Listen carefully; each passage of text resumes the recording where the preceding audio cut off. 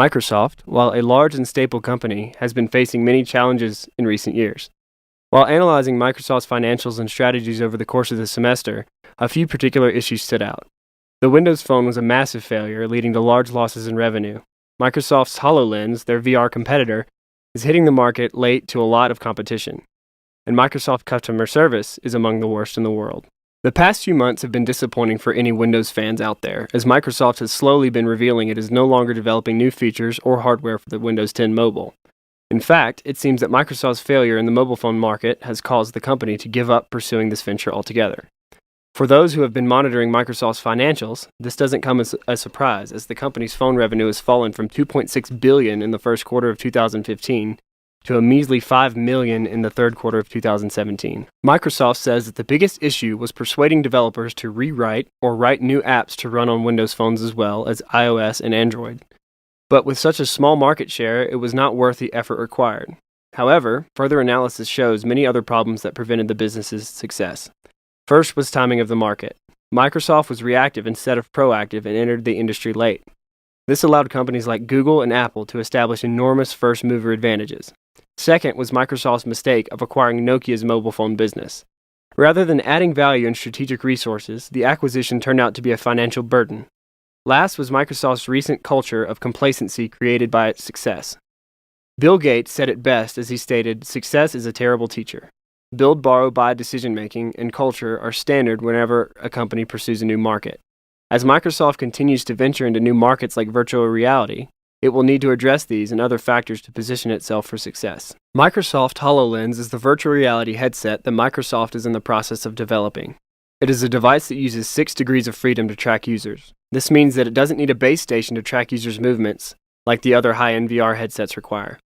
HoloLens will be usable with budget PCs and it will be priced at $299. Microsoft hasn't said much in the way of incorporating VR into its new Xbox One X that was released recently. If they were able to incorporate this headset into the console, they would be a direct competitor to Sony in this regard, who has already released a VR headset for the PS4 Pro. Microsoft would undercut Sony by having a better headset along with the fact that it is 25% cheaper. Google and Samsung are working on the mobile aspect of VR, while Oculus is working in the PC market. 96% of the market in 2016 was Google Cardboard, which is essentially free at the price of $6 and is at the absolute bottom of the spectrum when it comes to VR. If Microsoft wants to gain a competitive advantage in this market, they should allow their prototypes to be on display in various stores so that people can see and understand just what HoloLens will do for the VR market. Currently, the only VR headsets on display for the average user are mobile-based VR headsets such as the Samsung Gear VR. The Oculus Rift occasionally makes appearances, but it takes up a lot of store space to display. HoloLens would be able to gain the edge because it would require the same amount of space as the Samsung Gear VR while giving an Oculus Rift-like experience. Microsoft lacks the reputation for a user-friendly and robust interface that Macintosh devices have historically enjoyed. One of the largest drawbacks Microsoft has encountered as a result of it owning a larger market share of personal computers is that it is more profitable to exploit Windows than it is Mac OS. Anyone who has used Windows in the past has likely encountered Trojan horses, rootkits, ransomware, and other viruses following email links, downloading infected files, or simply browsing the internet. In fact, Windows devices are currently responsible for 80% of all electronics infected with malware, and historically, this number has been higher. New exploits are developed just as fast as old ones are fixed, and shortly after Windows 7 released, it was nearly 6 times more likely to get infected with malware than the outdated Windows XP.